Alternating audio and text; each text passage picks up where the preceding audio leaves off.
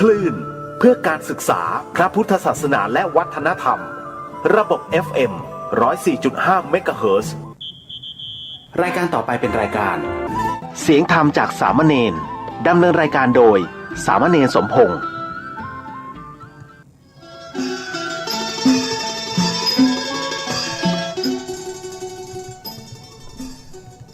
ทั้งโลกนี้มีธรรมประจำที่เมื่อทำดีจะไม่ดีมีที่ไหนมีสุขบ้างทุกข์บ้างช่างประไรเป็นวิสัยของมนุษย์ปุถุชนขอกราบไหว้สาครูบาอาจารย์ทุกท่านขอเจริญพรศรัทธาญาติโยมผู้ใฝ่ในศีลในธรรมทั้งหลายมาแล้วมาแหมแล้วรายการเสียงธรรมจากเนนน้อยสังเรือจากวัดประแดงทั้งนี้โดยการนำของท่านพระโคสิทธิ์ปริยัติยาพรเจ้าวัดประแดงเจ้าคณะตำบลสุเทพเขต 1เป็นประจำทุกวันพุธจาก 10 โมงจนถึง 11 โมงโดยประมาณสมาภาพสามเณรสมพงษ์ได้รับความเมตตาจากท่านพระโคสมุวิศวัตวรกิจโจนายสถานีและผอ.เจ้าวัดมัดไวหินและครูบาอาจารย์หลายผู้หลายท่านด้วยกันบัณฑิตนักปราชญ์ในหิ้งกรรมแนะนำติชมกับตัวธรรมภาพมาบ่น้อยถึงรายการนี้กำเนิดนานหลายปีดีดักปีนี้เป็นปีที่15ถ้าจำไม่ผิดที่ดำเนินรายการอยู่ ก็อย่างที่ครูบาอาจารย์เพิ่นได้สอนได้สั่งว่าอยู่วัดจะไปอยู่บ่ได้มันไหวพระสวดโยโกห้องแล้วก็นำทางคำสอนองค์พระสัมมาสัมพุทธเจ้ามามาจากศรัทธาญาติโยมฟังพ้องซึ่งตอนที่ผ่านมาธรรมภาพได้ทำตามที่ครูบาอาจารย์เพิ่นได้สอนมาตลอดคำมาก็ช่วยสวดมนต์แจ้งมาก็สวดมนต์เป็นแบบนั้นหลายสิ่งหลายอย่างที่ญาติโยมและครูบาอาจารย์เพิ่นได้สอนธรรมภาพก็ได้ทำตามที่ครูบาอาจารย์เพิ่นได้สอนเสมอเพราะฉะนั้นญาติโยมทั้งหลายจะไปกึดครูบาอาจารย์ก็จ้างจะไปเกิดบ้านเนนน้อยตัวนี้เป็นคนอื่นคนไกลเนื่องจากว่าเป็นพี่เป็นน้องเป็นลูกเป็นหลานว่าได้ตักเตือนได้เพื่อจะมานำมาปรับปรุงตัวเก่าให้มันดีขึ้นยิ่งขึ้นไปคนเฮาโบราณเพิ่นบอกมีตาอยู่หน้าบนหน้าพอหน้าตัวเก่าบหันส่องกระจกให้มันแน่ใจว่าตัวเก่าแต่เพราะฉะนั้นญาติโยมทั้งหลายญาติโยมก็มันกระจกที่ได้ส่องกระตุกมาบ้างอย่านำทำคำสอนของพระสัมมาสัมพุทธเจ้านั้นแบบเจ้าบ้านมันต้องกึศนักมันต้องมีบาลีนักพอมาบักเก่งแต่มาเป็นคนที่ถึงบอกอย่างที่บอกชอบอ่านชอบฟังชอบเขียนจดไปจำไว้อันจำเนี่ยคงจะยากสักน้อยโดยเฉพาะหนังสือเล่มน้อยที่ศรัทธาญาติโยมไปซื้อเอามาจากน้ำร้านสังฆพันธ์หรือตามวัดบาอารามต่างๆที่เพิ่นแจกนำมาเป็นของจำรวยในงานข่าวดำในงานวันเกิดกันอย่างการต่างๆตมาก็ได้รับมาแจกได้รับมาเอามาใช้เอานั้นนะมามาจากญาติโยมฟังและแต่ละวันที่ศรัทธาญาติโยมมาทำบุญสุนทานที่กุฏิก็ได้เอานั้นนะญาติโยมฟังเอาหังครูบาอาจารย์เพิ่นฟังญาติโยมฟังให้ดีที่ห้างถูกผิดอย่างใดต้องขออภัยญาติโยมทั้งหลายตัวเองอย่างที่บทกลอนที่ธรรมาถ้าโลกนี้มีธรรมประจำที่เมื่อทำดีจะไม่ดีมีที่ไหนมีสุขบ้างทุกบ้างช่างประไรเป็นวิสัยของมนุษย์ปุถุชนจะมาขยายใจความให้ญาติโยมฟังได้มันก็หลายปีดีดักก็ยังว่าจบเสียงเด้อก็มันเป็นอย่างที่บทกลอนเพิ่นว่ามันถึงแต่ญาติโยมทั้งหลายคนเราบอกว่าทั่วโลกบอกว่าเอาเฉพาะประเทศไทยถ้ามีศีลมีธรรมเหมือนกันทั่วตัวคน ก็บ่เดือดร้อนฮ้อนไหมยิ่งยุคนี้เป็นยุคโควิดโรคภัยระบาดไปทั่วบ้านทั่วเมืองทั่วโลกผู้โจรผู้ร้ายก็นักหนาปาป้านหลายอันหลายอย่างเพราะฉะนั้นญาติโยมทั้งหลายขอให้ช่วยกันมีศีลมีธรรมหลวงปู่ปัญญาหลวงปู่พุทธทาสอาจารย์พระพยอมเปิ้นบอกถ้าธรรมะไม่กลับมาโลกาจะวินาศมันเป็นแบบนั้นจริงๆญาติโยมทั้งหลายถ้าธรรมะคนเราต้องมีธรรมะเหมือนกันทุกตัวคนก็บ่เดือดร้อนเฮาไม่อย่างอีกเพราะฉะนั้นญาติโยมทั้งหลายอย่างน้อยๆตำนานถึงบอก คนเฮาทุกเมื่อเช้าวันต่างก็ปรารถนาให้เกิดสิ่งดีๆขึ้นในชีวิตเช่นได้โชคได้ลาภเกียรติยศชื่อเสียงประสบความสำเร็จในการงานก้าวหน้าเป็นต้นแต่ว่าสิ่งเหล่านี้มันยังบ่ใจเป็นหลักประกันแห่งความสุขที่แท้พ่อแม่ได้มาแล้วก็ยังไปทุกข์ได้มันจะว่าจะมีความสุขเสมอไปบางคนให้น้อยกว่าคนอื่นก็บ่พอใจเราร่ำรวยเพียงใดเราถึงจะพอใจร่ำรวยเพียงใดเราถึงบอกว่าบ่แก่บ่เจ็บบ่ตายจะเป็นเศรษฐียาจกตายเหมือนกันหันอยู่ญาติโยมทั้งหลายเราตั้งแต่นอนข้างถนนตายนอนข้างถนนไปจนถึงในตึกในรามมาส่งองค์เจ้าหันอยู่เพราะฉะนั้นญาติโยมสรรหาความสุขกันและความสุขที่แท้นั้นมันขึ้นกับอย่างญาติโยมทั้งหลายปนถึงบอกมันขึ้นกับอยู่กับการวางใจอย่างถูกต้องคนเราถ้าวางใจเป็นว่าภัยจะได้นักกว่าเขาก็ยังมีความสุขสุขบานใจเพราะพอใจในสิ่งที่มียินดีในสิ่งที่ได้และแม้จะประสบความผันผวนปนแปรในชีวิตอย่างใดก็บ่หวั่นไหวใจเป็นปกติเพราะรู้ดีว่านั่นแหละชีวิตเป็นธรรมดาของชีวิตใจที่พอเป็นหันตรงนั่นคือเราประกันแห่งความสุขที่แท้ญาติโยมมุ่งส่วนธรรมทั้งหลายเราบ่สามารถจะมีสิ่งดีๆเกิดขึ้นกับชีวิตของเราได้ตลอดเวลาเพราะอย่าง รวมทั้งเราบ่สามารถจะให้สิ่งแวดล้อมเป็นไปตามใจของเราได้เพราะฉะนั้นสิ่งร้ายๆสามารถเกิดขึ้นกับเราได้เสมอแต่หากว่าเราสามารถวางใจอย่างได้อย่างถูกต้องเพราะว่าอะไรอย่างจะเกิดขึ้นก็มาทำให้เราเป็นทุกข์ได้เพราะฉะนั้นทุกข์กับทุกข์เป็นทุกข์กับทุกข์คนเราต้องว่าง ปรับมุมมองและคิดทำไมการการฝึกปรับมุมมองชีวิตทำไมเราจะไปแต่ความสุขส่วนเดียวแม้จะยังดำเนินชีวิตอยู่ในโลกอันที่ร้อนอบอ้าวฝนตกก็ตกที่เต็มไปด้วยความทุกข์นานานับประการการปรับมุมมองถึงการฝึกกึศต่อทุกๆสิ่งที่มันเกิดขึ้น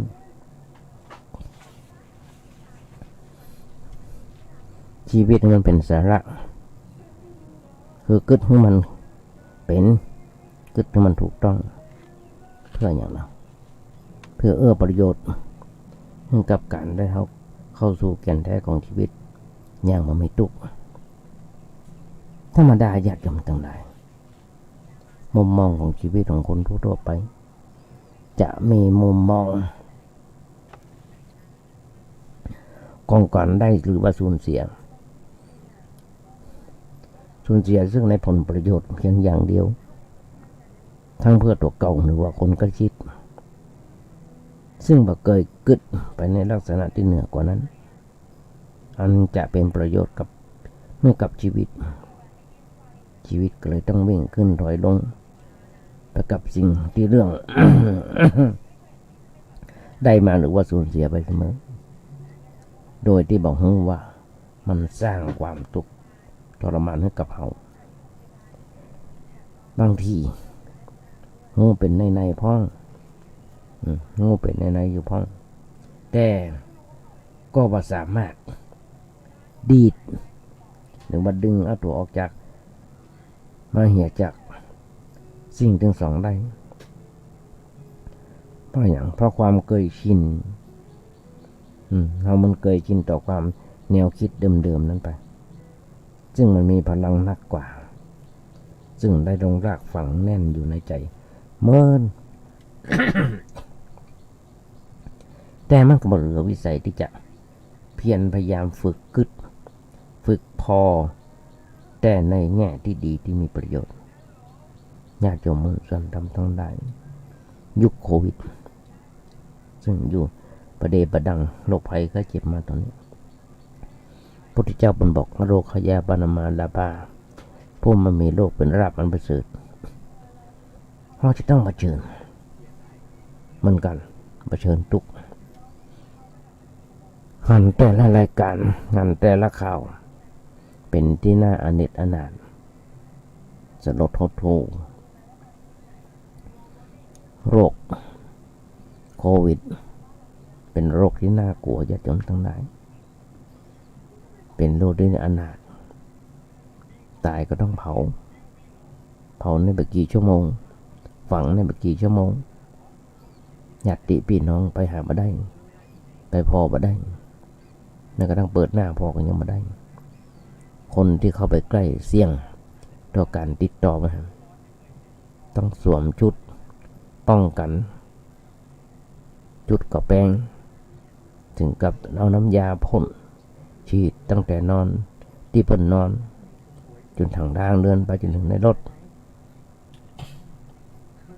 โอ้ยอยากยอมตั้งได้หันแล้วเป็นที่น่าอเนจอนาถบางคนเกิดวิกฤตถึงกับเสียพ่อเสียแม่เนี่ยก็ลูกคนเดียว2 คนก็มีบางคนแม่ท้องอยู่ไปพาออกลูกรอดแม่ตายเพราะเป็นโรคโควิดเพราะฉะนั้นญาติโยมทั้งหลายเผชิญทุกข์ด้วยใจให้มันสงบใจที่สงบทุกคนคนเฮาเมื่อมีปัญหาเกิดขึ้นบางทีสับสนวุ่นวายจนต้องเป็นทุกข์ใจกับเรื่องที่เกิดขึ้น ไม่ใช่ว่ามันเกินเหตุบางทีมันเกินเหตุเลยว่าเป็นอันดับอันนอนจะยืนจะนั่งจะเตี้ยวไม่ว่าจะอยู่ในอิริยาบถใดๆมันมีแต่ความร้อนรุ่มคอยแต่วิตกกังวลจนทำอย่างไม่ถูกต้องมองปัญหามาหันแก้ไขปัญหามาได้เฮาได้รับนโยบายมาขาบอยู่ที่บ้านขาบอยู่ที่วัดแล้วอย่างมากินนะแต่ละคนแต่ละรัฐบาลมาช่วยก็ได้แค่มื้อ2 มื้อกักตัวเป็น13-14 วันหลายๆสิ่งหลายๆอย่างเพราะฉะนั้นญาติโยมทั้งหลายเมื่อบ่ฮู้จะแก้ปัญหาอย่างไรก็แต่ไปบนบานศาลเจ้าบางคนเป็นแบบนั้นจะหันได้อยู่ทุกเมื่อเชื่อวันแถมอย่างเปิ้นบอกว่าการพลัดพรากจากสิ่งที่ฮักเป็นทุกข์เป็นทุกข์การพลัดพรากจากสิ่งที่ฮักเป็นทุกข์นี่นักญาติโยมทั้งหลายคนเมื่อก่อนสมัยแต่ก่อนบ่มีแต่ต่อมามันมีอย่างขึ้นมามีอย่างขึ้นมาพอมีอย่างขึ้นมาตอนใจมันเป็นอย่างไรความยึดถือในสิ่งนั้นก็เกิดขึ้นยึดถือว่าเนี่ยของข้านี่ของฉันของเฮาขึ้นมาทีเดียวนึกขึ้นมายึดกันมาทีเดียวไอ้ความยึดถือในใจแบบนั้นแหละนี่มันเป็นที่มันเป็น รากฐานที่จะทำให้เกิดทุกข์เพราะความพลัดพรากเช่นมาเฮาอยู่ในครอบครัวมีสามีภรรยาอยู่ด้วยกันมาอยู่กันมาตั้งแต่หนุ่มแต่สาวจนเฒ่าจนแก่ตายไปคนหนึ่งภรรยาตายไปก่อนพ่องสามีตายไปก่อนพ่องใครคนใดคนหนึ่งตายไปคนอยู่ตั้งหลังก็เป็นทุกข์เพราะอย่างทุกข์เพราะว่าพรากจากสิ่งที่เขาฮักเขาชอบใจบางคน ถึงกับเผาบดีสร้างโรงแต่งโรงก่อโรงไว้เอาศพไปไว้ในบ้านเพื่อระลึกนึกถึงประหยัดเธอเบิ้ลจากไปมีแล้วญาติโยมทั้งหลายอย่างที่เขาทำเป็นข้าวคนเฮาอยู่เฮาเคยอยู่กันมาตั้งทีกับบนจมพี่ดีพี่ไรแล้วกึดในเรื่องที่ไม่ใช่เรื่องเนี่ยเวลานั่งก็เป็นทุกข์นอนก็เป็นทุกข์มันจะเป็นอยู่ในอิริยาบถใดๆอย่างที่บอกกินยืนเดินนั่งนอนเป็นทุกข์ทั้งนั้น ความทุกข์ความทุกข์อย่างนี้เกิดจากการพลาดพลาดจากของหักของชอบใจญาติโยมทั้งหลายมันต้องจมให้ตมาเตือนว่าแจ้งบ่แจ้งจริงก็ตอนอยู่แล้วก็มานั่งฟังเน้นน้อยนะเรื่องทุกข์ข้าก็ทุกข์แม่ก็ทุกข์พ่อก็ทุกข์มันต้องมาได้กะมาได้ญาติโยมทั้งหลายพระพุทธเจ้าเปิ้นสั่งไว้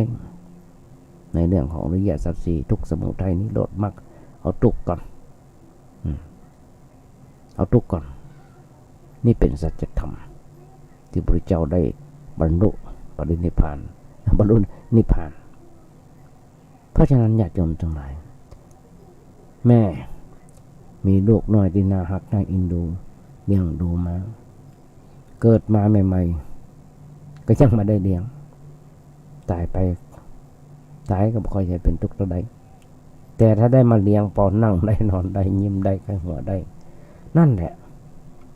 ได้กรรมสองกรรมห้องปอห้องแม่ได้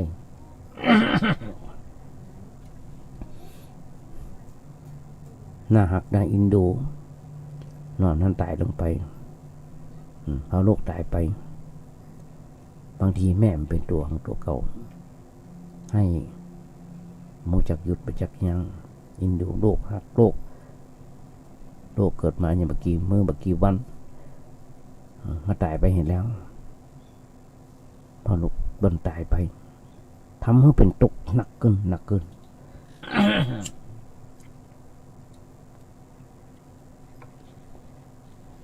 นี่แหละญาติโยมทั้งหลาย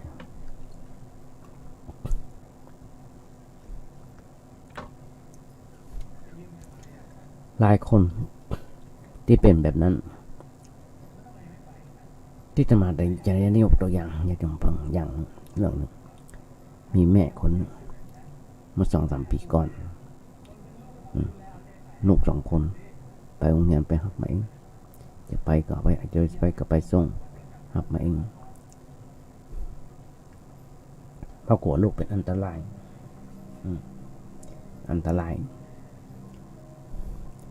เพราะถนนหนทางมาเดียวญาติโยมทั้งหลาย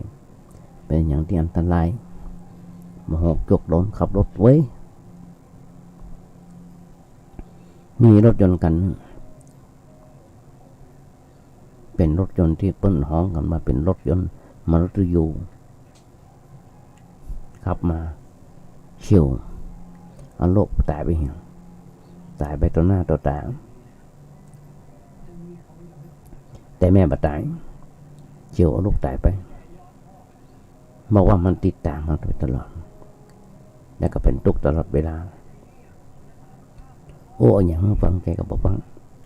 มันเสียใจแล้วถามว่าเสียใจเรื่องอะไร เสียใจเรื่องบาป มันตายไปต่อหน้าต่อตาเขาอยู่กับเปิ้นแต่ยังป้องกันเปิ้นมาได้แล้วใครจะป้องกันได้พระพุทธเจ้าเปิ้นบอกว่าสัตว์โลกนี้มันมีผู้ป้องกันมันมีผู้ต้านทานพยายามป้องกันมาได้ใครป้องกันใครมาได้ป้องกันใครบ่ให้เจ็บก็บ่ได้ป้องกันบ่ให้ตายก็บ่ได้แต่บักกึดในความจริงข้อนั้นนึกถึงภาพว่าลูกตายไปต่อหน้าเสียใจอยู่เสียใจว่าอยู่เฉพาะหน้ายังช่วยบ่ได้แล้วความจริงนั้นใครจะช่วยใครได้คนที่ตายต่อหน้าต่อตานั้นมันเป็นแบบนั้นทั้งนั้นคนเจ็บลูกหลานมานั่งพอคนเจ็บคนป่วยลูกหลานมานั่งเฝ้านั่งพอมาว่าพอใจจะได้หันใจความจริงมันมาได้หันอะไรยังคนที่นั่งอยู่หันอะไรอย่างบ้างเปล่าเลยนั่งพอเฉยๆนั่งพอเฉยๆเท่านั้นคนตายปกติบ่ทุรนบ่ทุรายนอนหลับตาหายใจเบาๆเบาลงแล้วก็ดับบุบไปจะหันใจได้อย่างไรไม่ได้หันใจแต่ว่าหันร่างกายของผู้ตายตอนแต่เฮาโอ้กันอย่างนั้นเฮาโอ้กันอย่างนั้นอยู่เพื่อได้หันใจกันความจริงบานแล้วคนตายก็อู้บ่ได้อู้บ่ออกเปิ้นอู้เฮาอู้เปิ้นก็บ่ค่อยได้ยินบางทีบ่ได้ยินเลยเพราะเวลาคนใครจะตายญาติโยมทั้งหลายหูอื้อตาลายพออย่างบ่หันฟังอย่างบ่รู้เรื่องแต่ลูกหลานก็อุตส่าห์เข้าไปเป่าข้างหูว่าอันอย่างพ่ออยากจะแนะนำว่าจะไปยุ่งปล่อยไปอยู่อย่างนั้นคนจะตายเนี่ยอย่าไปยุ่งนั่งดูเฉยๆอย่ารบกวนบีบหั่นบีบนี่หนวดหั่นหนวดนี่ทางที่ดีที่สุดหลวงปู่หลวงพ่อคนเฒ่าคนแก่เพิ่นได้สอนไว้เวลาไปเฝ้าคนไข้หนักอย่าไปยุ่งหมอเปิ้นทำเรื่องของหมอไปหมอเปิ้นหือยกหือยาไปตามเรื่องแต่คนถึงขั้นโคม่าเปิ้นเจ็บหนักจะหมดลมหายใจเขานั่งเฉยๆอย่าไปให้อย่าไปจมอย่าไปแสดงอาการมันวุ่นวายนั่งเงียบๆเฉยๆเมื่อนึกถึงมาคนเฮาเกิดมาก็มีเท่านี้แหละจะตายอยู่แล้วอันยังก็ไปบ่ได้นึกอย่างนี้ญาติโยมทั้งหลายลูกหลานตาเต้าทรัพย์สินเงินทองเต็มบ้านเต็มจองเอาไปไม่ได้สักอย่างนึกอย่างนี้อย่าไปรบกวนคนป่วยมันวุ่นวายลองเกิดการรดน้ำศพอาบน้ำศพจะจมก็จะหันได้แม้แต่น้ำหยดลงบนมือก็ไหลลงไปเหี้ยแบบได้สักอย่างบางคนไปกอดอกซบหัววุ่นวายไปหมดญาติโยมต่างหลายจะไปทำอย่างนั้นเมื่อนั่งเฉยๆพอเปิ้นไปเวลาเปิ้นหมดลมเปิ้นก็วูบไปตาลับบางทีก็บ่หลับแต่ว่าลมหายใจบ่มีเงียบไปเองแล้วก็รู้สึกว่าหมดลมหายใจไปอันนี้แสดงจะดีกว่าอย่าไปแอว อย่าไปแอววุ่นวายกับคนแก่บางคนสั่งเลยบอกว่าเวลากูเจ็บหนักใกล้จะตายอย่ามายุ่งนั่งบอกเฉยๆกูจะทำจิตทำใจให้มันสงบของกูเองกูฟังเทศฟังธรรมมันหนักละบางเน้นน้อยโอ้มันหนักละมันต้องมายุ่งมันต้องมาสอนกูตอนนั้นเพราะฉะนั้นญาติโยมทั้งหลายพอเปิ้นเคยหันมาลูกหลานที่มันมาบุ่นบายตอนนั้นแล้วคนป่วยนั้นถึงมาถึงขั้นโคม่าก็อย่าไปยุ่งอย่าไปถามรบกวนแล้วคนแก่ก็เหมือนกันเรื่องอันอย่างจัดเหี่ยก่อนที่มันจะเจ็บจะไข้ถ้าหัวว่าร่างกายของเขาเนี่ยมันสุดโทรมเต็มที่แล้วมีอะไรอย่างก็จัดเหี่ยมันเรียบร้อยเขียนพินัยกรรมเหี่ยเขียนเองก็ได้พินัยกรรมไม่ต้องให้ใครเขียนบอกความจำนงไว้ตัดท่านตัดนี่คนนั้นคนนี้ก่อนที่จะหมดลมหายใจจัดการเนี่ยมันเรียบร้อยมันต้องให้ลูกหลานมันต้องมาทะเลาะเบาแวงกันเขาก็จะหันได้ญาติโยมทั้งหลายฟ้องร้องกันขึ้นศาลกันเพราะมรดกตกทอดบางทีเป็น5 ปี10 ปียังมาเสร็จได้เลยเพราะบ่ได้จัดสรรบรรส่วนไว้พ่อแม่มาตายไว้ก่อนถ้าอย่างนี้มันวุ่นวายญาติโยมทั้งหลายมันถ้าเราทำไว้แล้วมันมาวุ่นวายเราก็ทำถูกต้องตามหน้าที่คนเจ็บไข้ได้ป่วยก็เกิดที่เกิดขึ้นก็จะบอกให้มันเหตุให้มันเป็นเหตุให้เราเป็นทุกข์นักเกินไปเพราะปัญหาอย่างนี้อันนี้เป็นเรื่องของความทุกข์เพราะความพลัดพรากจากของฮักของชอบถ้าเราเตรียมตัวไว้ก่อนพิจารณาไว้ก่อนมันก็จะดีสำหรับตัวเราเปิ้นทดสอบพิจารณาอย่างไรพิจารณาว่าเราต้องพลัดพรากจากของฮักของชอบใจเป็นธรรมดาเราบ่มีอะไรอย่างอยู่ก็ใจไปเถอะเรามีอยู่ก็ใจไปเถอะแต่บอกตัวเก่าว่าใจบ่เท่าใดหรอกมันก็จะจากเราไปบ่เท่าใดหรอกเราจะต้องจากมันไปบ่มีอะไรอย่างจะอยู่กับเราตลอดไปบอกไว้อย่างนั้นเตรียมเนื้อเตรียมตัวบอกตัวเก่าไว้ล่วงหน้า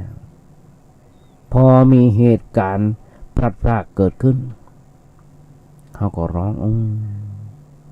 นึกได้กูว่าไว้เมินละว่ามันจะต้องเป็นอย่างนี้อย่างนั้นเขาก็บ่ต้องทุกข์นักเกินไปคนเฮาเวลาเกิดอย่างเกิดมาได้อย่างเอาอย่างมาเวลาคนเฮาเกิดมาได้เอาอย่างมาเวลาไปก็เอาไปอย่างไปมาได้สิ่งถึงหมดถึงมวลที่เราได้ไปใช้ไปกินในชีวิตประจำวันเนี่ยถือว่าเป็นของที่เรายืมเพิ่นมาทั้งนั้นยืมมาชั่วคราวยืมแล้วก็ต้องส่งคืนเพิ่นไปเอาไปบ่ได้พอเราจะไปส่งคืนเปิ้นทรัพย์สมบัติก็ส่งคืนธรรมชาติร่างกายก็ส่งคืนธรรมชาติบ่มีอันอย่างที่ห้องว่าเป็นเนื้อแท้เฮานึกอย่างนั้นใจก็บ่ยึดนักเกินไปมีทรัพย์สมบัติก็ใจไปตามหน้าที่บำรุงพระพุทธศาสนาบำรุงศาสนากุศลอันอย่างพอจะช่วยได้ก็ช่วยกันไปตามเรื่องก็อย่างที่เคยบอกญาติโยมทั้งหลายคนเฮาถ้าตายไปมันมีอย่างไปตัวได้มันจะมีอย่างไปตัวได้นอกจากบาปกับบุญที่จะตัวเฮาไปได้เพราะฉะนั้นอาตมาจึงบอกญาติโยมประกาศบอกญาติโยม เป็นสะพานอาตมานี่เป็นสะพานบุญกับญาติโยมอย่างที่บอกทุกวันทุกครั้งที่มาอย่างรายการนี้ทุกครั้งที่ญาติโยมมาแอวที่วัดประแดงอาตมาจะบอกบุญว่าถ้าวัดประแดงเฮาตอนนี้จะมีการก่อร่างห้างแปลงเสนาสนะได้มีการปรับปรุงเปลี่ยนแปลงบันไดนาคซึ่งมี88ขั้นและกำแพงวัดถ้าจำมาเป็นก็ประมาณ70ห้อง70ห้องบันไดนาคที่จะแปลงนั้นเพราะว่ามันพังและบันไดสัดส่วนเพราะว่าหากไม้ซักกะไม้อย่างกะมันไปปึ๊ดเอาบันไดนาคเสียหมดแต่ตัวนาคยังดีอยู่แต่บันไดเสียเขาต้องมีการแปลงเปลี่ยนใหม่ก็ได้รับความอนุเคราะห์จากคณะวิศวกรรมเพิ่นมาออกแบบออกเป็นลงรากฝั่งนั่นก็ญาติโยมมาก็หลายปีแล้วก็จะเริ่มแปลงละเพราะว่าทางมหาวิทยาลัยกับท่านพระครูเจ้าวาดเพิ่นได้ประชุมกันเรียบร้อยละตกลงรับเหมากันอย่างกันต่างๆรายละเอียดนั้นฟังได้จากสถานีวิทยุ FM 92.25 ของวัดประแดงโดยที่ท่านพระครูโคสิตปริยัติยาพรเพิ่นได้จัดรายการแมลง6 โมงวันเสาร์วันอาทิตย์ฟังได้เพราะฉะนั้นนี่มีแต่บุญท่านหนึ่งญาติโยมสลายเป็นสะพานบุญเป็นบันไดขึ้นนำจัตญาติโยมศรัทธาญาติโยมไปสู่ช่องสวรรค์มีนิพพานเป็นที่พึ่งที่จะอาศัยไปเพราะฉะนั้นต้องมาญาติโยมฟังเพราะฉะนั้นอันยังพอจะช่วยกันได้ก็ช่วยกันไปตามเรื่องใจสมบัติที่มันเป็นประโยชน์กับตัวเก่าตามสมควรแก่ฐานะอิฐหินดินปูนทรายมาเด่นกี่คนละก้อนกับปูนคนละตุ่มก็ว่ากันไปมีจะได้ก็ทำกันต่ออันสมตามฐานะเท่าที่พอจะแบ่งจะปันกันได้ไม่ต้องไปเกิดอะไรอย่างนักยุคนี้เป็นยุคโควิดเดือดร้อนร้อนไหมเหมือนกันทุกตัวคนว่าประสงค์องค์เน้นพอถึงบทที่เราจะจากไปเราก็อยากไปอะไรเอาบอนว่าจะได้สิ่งนั้นจะได้สิ่งนี้มาเข้าเรื่องเป็นตุกยังไม่ได้ว่าเสียดาย เน้นน้อยประกาศว่าช่วยกันทำบุญบันไดนาคมันตอนได้ทำสักกรรมมันตายไปก่อนใช่มันต้องไปเกิดหยัดยมสนยกมือโมทนาสาธุกันก็ได้ก็จะได้บุญเหมือนกันเพราะฉะนั้นความพลาดพลาดจากของชอบใจเป็นทุกข์เพราะว่าคนเรามาได้พิจารณาแต่ถ้าเราได้พิจารณาแก้ไขไว้ความทุกข์ในเรื่องนั้นก็จะมาเกิดขึ้นอันนี้เป็นข้อวัดปฏิบัติอย่างหนึ่งญาติโยมหุ้นส่วนทำต่างใดแถมอย่างนึงอย่างน้อยเปิ้นบอกคนเฮาตามใจคนอยู่ในช่างผู้สร้างเงินคนที่สร้างบ้านสร้างเงินเฮาในที่นี้หมายถึงตัณหาเพราะความอยาก3 ประเภทนี้ที่ทำคนต้องเวียนว่ายตายเกิดในจัดในภพต่างๆไปจบจากมูจากจบมูจากสิ้นเปิ้นวงจรแห่งสังสารวัฏมันมีทางที่สิ้นสุดถ้าบรรลุพระนิพพานแล้วเพราะฉะนั้นญาติโยมทั้งหลายอาตมาญาติโยมฟังได้อย่างอีกแล้วก็ยังมีหำนักหนาป้าป้านที่จะจะจางให้ญาติโยมฟังก็ให้ฟังไปไม่ต้องไปกึดอย่างนั้นก็ให้ฟังไปไม่ต้องไปกึดอย่างนั้นอาตมาถึงบอกกึดอย่างใดก็จะให้ญาติโยมฟังคนเฮานั้นการที่กันอย่างน้อยๆเขาจะได้รู้ว่าอนาคตอนาคตของคนเฮาเป็นอย่างไรว่าคนเฮานั้น ตอนนี้ใจเป็นปกติอยู่ก่อนใจเฮาเป็นใจเฮาโดยปกติมันมีความสงบมาวุ่นวายมามีปัญหาอย่างเกิดขึ้นหนักหมายนะแต่ที่มันวุ่นวายเร่าร้อนอยู่ในใจนั้นแสดงว่ามันมีสิ่งแปลกปลอมเข้ามาตอนเนี้ยทุกคน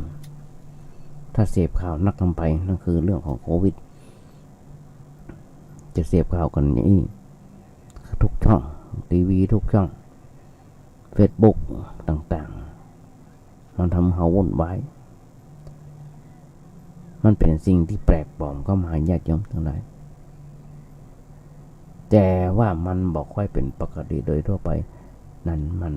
บอกค่อยปกติคือมันผิดปกติอยู่ตลอดเวลาเรื่องที่ได้ผิดปกตินั้นกำว่าเนื่องจากว่ามีอะไรอย่างมารบกวนใจของเราอย่างที่บอก คล้ายๆกับว่าคนที่จะไปต่อสู้ก็ต้องเห็นอยู่ยุทธวิธีอย่างที่บอกปรับปรุงปรับอารมณ์อย่างน้อยๆเราจะต้องเผชิญทุกข์ด้วยใจที่สงบคนเฮาเมื่อมีปัญหาเกิดขึ้นเกิดการสับสนวุ่นวายจนเป็นทุกข์ใจกับเรื่องที่เกิดขึ้นจนเกินเหตุบางทีมาเป็นอันกินอันนอนญาติโยมทั้งหลายส่วนคนที่ฝึกคิดอย่างมีสาระต้นมีมุมมองในการคิดที่ดี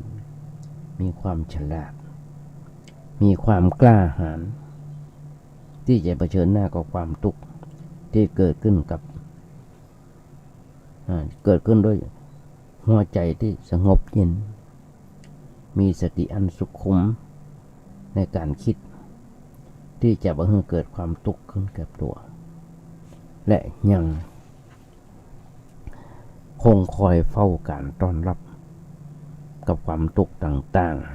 ๆที่มันจะประเดประดังผ่านเข้ามาในชีวิตของเขาอย่างบัดสะทกสะท้านเปรียบเสมือนกับต้นไม้นานาพันธุ์ที่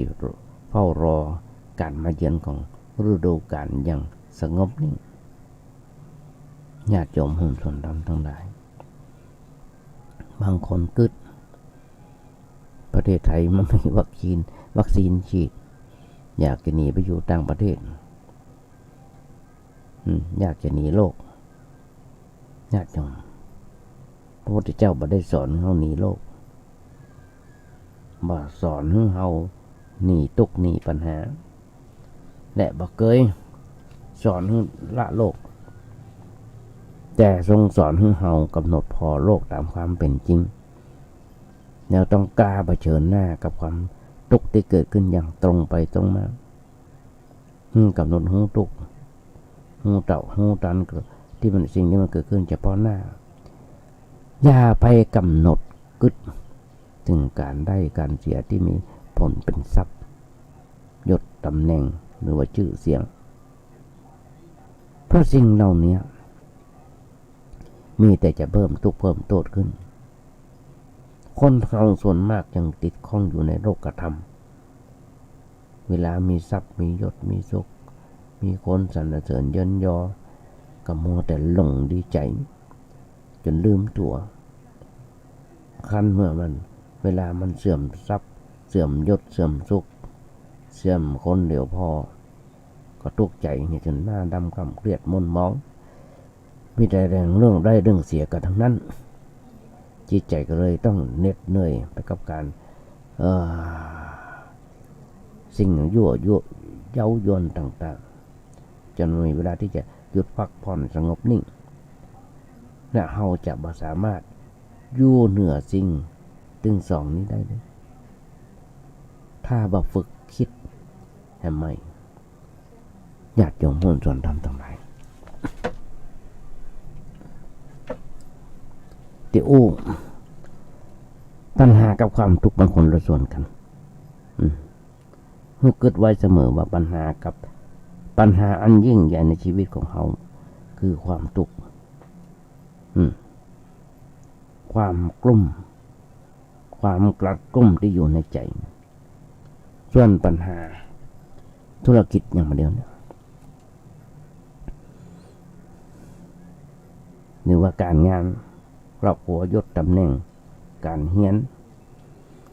ไม่ว่าจะเป็นสิ่งอย่างไรเรื่องอย่างมันเป็นกันปัญหาภายนอกตัวเรา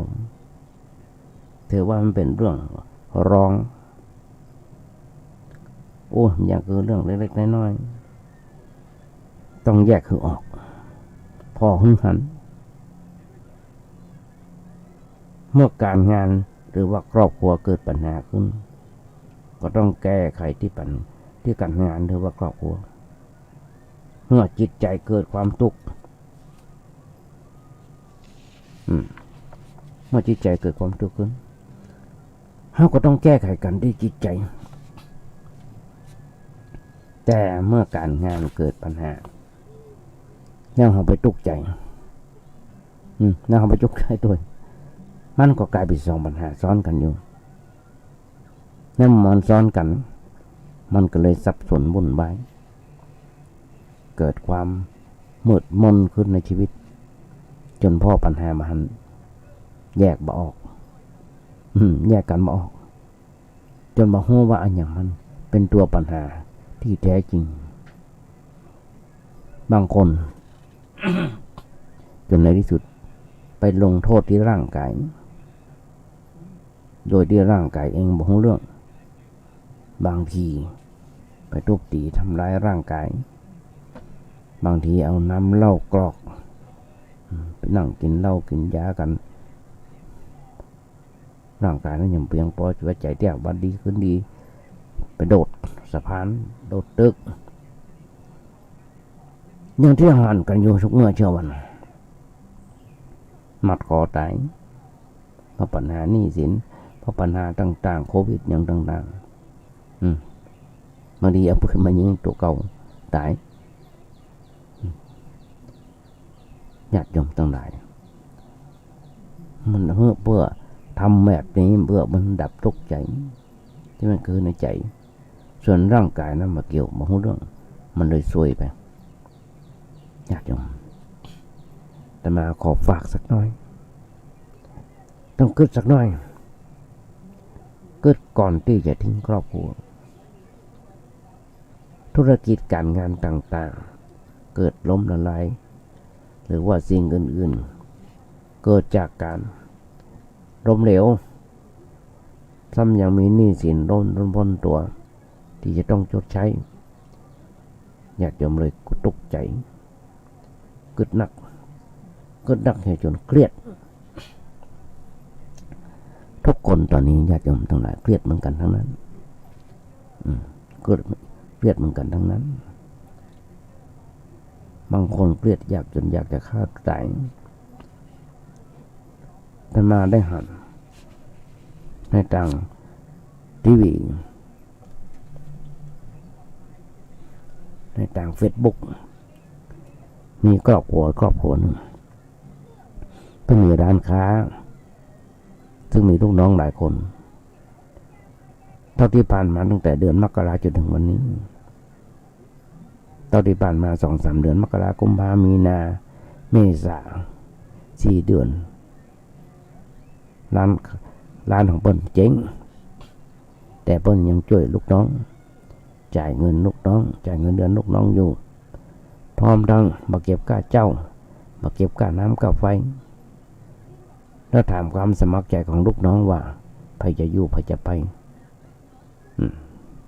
ใครจะอยู่ก็ได้ใครจะไปก็ได้พร้อมกับทั้งเงินเดือนไปด้วยบางทีทำกับข้าวกับปลาให้กินเปิ้นเดือดร้อนถึงขนาดนั้นญาติโยมทั้งหลายที่หันขอความหันใจจากลูกน้องมันเป็นวิกฤตอย่างหนึ่งญาติโยมทั้งหลายจะไปหาทางออกโดยการฆ่าตัวตายนั่นเป็นวิธีการที่ง่ายเกินไปง่ายจนที่มนุษย์ผู้ใจสูงอย่างเฮาด้านบางคนจะกระทำเนี่ยบางคนจะหาทางออกเมื่อกับชีวิตอย่างนี้โดยเด็ดขาดเพราะอย่าง เพราะว่าการฆ่าตัวตายยังไม่ใช่ตัวตัดสินหรือว่ายุติปัญหาที่แท้จริงแต่กลับจะเป็นตัวเพิ่มปัญหาให้กับชีวิตโดยซ้ำไปคนคิดลองคิดทบทวนให้ดีๆในเมื่อเขาตายไปแล้วภาระหน้าที่ต่างๆจะตกอยู่ที่ไผและมันต้องตกเป็นของพ่อแม่ลูกเมียญาติพี่น้องและเขาจะกล้าหันแก่ตัวตัดช่างน้อยแต่พอตัวเลยอะทำกับมือเขาเหล่านั้นได้ลงคอเชียวกันรายการเสียงธรรมจากในน้อยสังเดือเขาเป็นกำลังใจให้ทุกท่านในวิกฤตแบบนี้เพราะฉะนั้นเมื่อผู้ที่รับภาระอันหนักอึ้งคือพ่อแม่ผู้บังเกิดเกล้าหรือว่าลูกเมียอันเป็นที่ฮักที่สุดที่ฮักของเขาอยากยอมลองกึกก่อนนะหลายคนที่กึกแบบนั้นแล้วไหนนะที่เขาเคยบอกว่าหักพ่อหักแม่นักกว่าไปในโลกนี้แล้วจู่จะมาทิ้งภาระให้เปิ้นเป็นทุกข์ใจหนักใจซึ่งเปิ้นถึงสองต่างก็เท่าจะแลแก่ชราแล้วนับวันจะร่วงจะโรยมาตั้งอะไรอย่างกับไม่ใกล้ฟังค่อยหวังที่จะฝากปีฝากไข่หวังที่จะให้เฮานะช่วยปิดตาเมื่อเวลาเปิ้นสิ้นบุญแล้วไหนนะที่ทุกคนเคยพร่ำบอกว่าหากคนนั้นหนักหากคนนั้นหนักหากคนนั้นยิ่งกว่าป่าหักน้ำจะขอดูแลจะขออยู่ร่วมหัวจมท้ายกันไปตราบเท่าทุกสิ่งจะมีความแต่มาพัดพากไปมีความสุขร่วมสิบมีความทุกข์ร่วมต้านช่วยกันแก้ไขคอยเป็นกำลังใจเพื่อกันต่อกันสู้ฝ่าฟันกับปัญหาต่างๆที่เกิดขึ้นแล้วไหนล่ะที่เคยบอกว่าหักโลกจนหมดชีวิตอยากจะหันโลกใหญ่หน้ากล้าบานพร้อมๆกับความอบอุ่นที่ได้ครับไหนล่ะอยากจำลองขึ้นก่อนนะ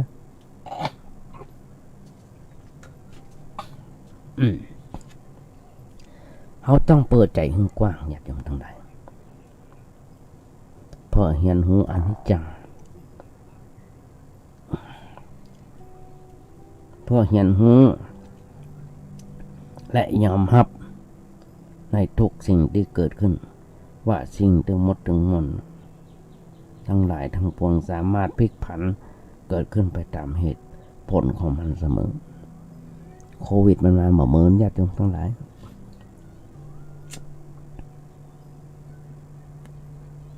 เมื่อกี้วันกับวัคซีนก็ได้แล้ว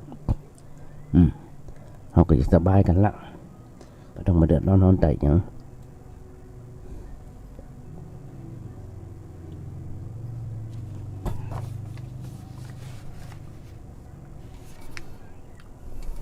เราต้องเปิดใจให้กว้างออกไปเพราะเห็นหูอนิจจังเห็นหูคอยยอมรับทุกสิ่งที่เกิดขึ้นว่าสิ่งทั้งหมดทั้งมวลนั้นสามารถพลิกผันเกิดขึ้นได้ตามเหตุผลของมันเสมอเช่นเรื่องธุรกิจการงานล้มละลายหรือเรื่องอื่นๆเกิดลงการล้มเหลว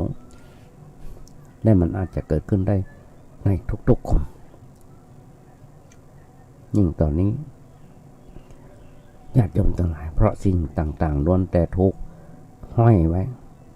กับความบาดเจ็บแท้แน่นอนอันยังบางทีมันก็เจริญขึ้นบางทีมันก็ถอยลงเสื่อมลงมันเป็นของมันอย่างอี้มันเป็นของมันอยู่อย่างนี้เพราะมันเป็นของที่มีอยู่คู่กับโลกมาเมินแสนเมินแล้วทุกชีวิตที่เกิดมาในโลกนี้ก็ล้วนแต่ต้องเผชิญหน้าพบปะกับมันทั้งนั้นแม้ว่าอาจจะมีลักษณะที่แตกต่างกันไปพ้องก็ตามและเรื่องธุรกิจการงานหรือว่ายศตำแหน่งเจริญขึ้นหรือว่าเสื่อมลง ก็บ่ได้เกิดขึ้นจากอำนาจของเทวดาหรือฟ้าดินที่ไหนมันเป็นกฎธรรมดาที่มีอยู่ในโลกนี้เพราะฉะนั้นญาติโยมทั้งหลายขออย่าคิดเป็นทุกข์ไปกับเรื่องราวเหล่านี้แต่ขอให้รู้จักว่ามันเป็นอย่างนี้เองคือมีความเที่ยงแท้แน่นอนเลยสักสิ่งเดียวญาติโยมผู้ส่วนนำทั้งหลายนี่คือหลักติดมาโอ้ญาติโยมฟังนี่หนักหนาป้าป้านที่จะโอ้ญาติโยมฟังเพราะว่านั่งโอ้ไปกึดไปคนเฮาถึงจะท้อแท้แต่อย่าแพ้พ่ายถึงจะท้อแท้อย่าแพ้พ่ายบ่ว่าจะเกิดปัญหาอะไรเกิดขึ้นในชีวิตจะหนักก็ว่าจะเบาอย่าคิดให้มันเกิดการท้อแท้อ่อนใจเพราะการท้อแท้อ่อนใจนั้นมันจะทำให้ชีวิตของเราเหมือนกับว่าตายไปแล้วกึ่งหนึ่งมันฝึกคิดอย่างมีสาระเพื่อสร้างเสริมเติมแห่งใจเพื่อกับชีวิตของเราอยู่เสมอแล้วสักวันหนึ่งเราอาจจะกลับมายืนอย่างมั่นคงตัดที่เราล้มอยู่นั่นเองหรือเราอาจเกิดความท้อแท้อ่อนใจต่อปัญหาที่กำลังประสบอยู่อย่างทุกๆวันเกิดถือไงว่าถึงจะท้อแท้แต่เราจะแพ้บ่ได้เพราะคนที่รอคอยความหวังจากเรามีหนักหนาป้าป้านถ้าเราแพ้เนี่ยคนหนึ่งทำหลายคนคงต้องลำบากแก้ได้เท่าใดก็เอาเท่าอันแก้ได้เท่าใดก็เอาเท่าอันเมื่อเกิดเนี่ยว่าเรื่องราวใดๆที่เกิดขึ้นมันเกิดขึ้นมาเพื่อเขาแก้ไขเกิดการหัดการพัฒนาไปสู่ทางที่ดีขึ้นที่จะเจริญขึ้นเสมอไม่ได้เกิดขึ้นมาเพื่อให้เขากลัดกลุ่มหนักอกหนักใจจนคิดจะทำร้ายตัวเก่าหรือว่าผู้อื่นพยายามพอปัญหาหันเพื่อคิดให้เป็นแล้วเขาจะเป็นทุกข์แต่ว่าเขาต้องรู้ความจริงไว้ว่าปัญหาหลายๆอย่างหลายเรื่องเขาบอกแก้ไขมันได้ก็มีแก้มันมามีเพราะอย่างเพราะมันเป็นสิ่งที่แก้ไขบ่ได้ตามเหตุตามผลตามตัวของมันแต่หน้าที่ของเราคือจะต้องพยายามหาวิธีจัดการกับมันให้ดีที่สุดญาติโยมทั้งหลายอย่างโรคโควิดซึ่งรอวัคซีนอยู่ก่อยแก้ไขปัญหากันไปประชากรประเทศไทยของเรามีถึง60-70 ล้านคนต้องแก้ไขกันได้สักวันหนึ่งแล้ววันนี้ก็วันพุธโดยที่คิดโดยที่เกิดเนี่ยว่าเราทำดีที่สุดเพียงตัวเองผลตอบรับจะเกิดขึ้นอย่างไรก็ช่างหัวมันจะได้หรือว่าจะเสียก็ช่างมันเราทำหน้าที่ของเราให้ดีที่สุดก็แล้วเราก็จะถูกต้องแล้วเรื่องจะดีหรือบ่ดีมันจะเรื่องของเราเรื่องดีบ่ดีมันจะเรื่องของเรามีผู้คนในสังคมส่วนใหญ่ขยะแขยงจนอยากจะสาบแช่งเพื่อได้ผุดได้เกิดหรือว่าแยกโลกกันอยู่โดยซ้ำไปญาติโยมผู้ส่วนธรรมทั้งหลายวันนี้ขอพอโลกตามความเป็นจริงวันนี้เราอาจจะหยุดเราอาจจะเป็นทุกข์อยู่กับโรคร้ายที่กำลังประสบอยู่ไปแต่พยายามฝึกคิดให้ถูกต้องพอโลกให้กว้างออกไปตามความเป็นจริงที่ปรากฏหันคือเราไม่ได้เป็นทุกข์อยู่คนเดียวในโลก คนอื่นๆเพิ่นก็เป็นทุกข์ทั้งโลกเพิ่นก็เป็นทุกข์เช่นเดียวกับเราจะตั้งก็เรื่องที่ว่าเรื่องราวที่ทำให้เราเป็นทุกข์นั้นเราอาจจะทุกข์ใจอยู่กับเรื่องโรคร้ายส่วนทำหลายๆคนกำลังตกใจอยู่กับเรื่องธุรกิจล้มละลายหนี้สินท่วมตัวเล่นหุ้นถูกโกงยศถูกปลดหมดอำนาจผัวมีเมียน้อยเมียนอกใจลูกบ่าวติดยาลูกสาวติดเปื้อนยอมปิกบ้านหลายๆสิ่งหลายๆอย่างที่โอ้มาเนี่ยอย่ายอมตั้งหลายนักหนาป้าป้านแต่เราต้องทำใจต้องฝากไว้กับสดาญาติโยมก่อนสำหรับวันนี้เดี๋ยวพอเวลาหมดแล้วต้องนำรายการนี้จากไปแล้วเอาไว้มาอู้กันต่อในวันต่อไปถ้ามีโอกาสเพราะฉะนั้นก่อนนำรายการนี้จากไปก็ขอเอางานบุญงานกุศลอู้เอื้อมญาติโยมทั้งหลายได้ฟังกันซึ่งทางวัดประแดงของเราโดยที่มีท่านพระครูโคศิปริยัติยาภรณ์เจ้าวัดประแดงเจ้าคณะตำบลสุเทพเขต 1พร้อมทั้งคณะกรรมการลงมติกันว่าจะมีการก่อร่างห้างแปลงเสนาสนะหลายอันหลายอย่างสำเร็จลุล่วงไปแล้วตอนนี้ยังเหลือบันไดนาคกับกำแพงวัดประแดงกำแพงวัดประแดงมีเรื่องจะต้องมีการการแปลงบันไดนาคมีการซ่อมแซมบันไดว่าจะซ่อมแซมแปลงใหม่วันเดิมบันไดเอาแค่บันไดเพราะว่าหากไม้ต่างๆมันปึ๊ดมันใหญ่มันคือมันปึ๊ดบันไดนาคเสียหมดเสือกับมดก็เลยลงมติกันว่าขอคณะวิศวกรรมมาดูแลตอนนี้ออกแบบออกแผนเสร็จเรียบร้อยละมีการจ้างกันละลงสัญญากันละว่าจะทำกันเพราะฉะนั้นญาติโยมทั้งหลายฝากบอกบุญญาติโยมทั้งหลายร่วมทำบุญสุนทานด้วยกันอิฐก็ดีหินก็ดีมะดินกี้ก็ดีปูนก็ดีร่วมทำบุญสุนทานด้วยกันสร้างบันไดนาคเป็นสะพานบุญขึ้นไปสู่พระนิพพานโทรศัพท์ไปถามท่านครูเจ้าวัดได้รายละเอียดต่างๆเบอร์บ่มีอยู่ว่า0818815690 เอาละญาติโยมทั้งหลายต้องกราบขอบพระคุณในน้ำจิตน้ำใจของท่านพระครู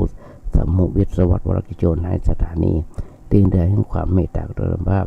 มีโอกาสได้ฝึกเด็กหัดและขออนุโมทนากับสลายญาติโยมทั้งหลายที่รับฟังกันในรายการนี้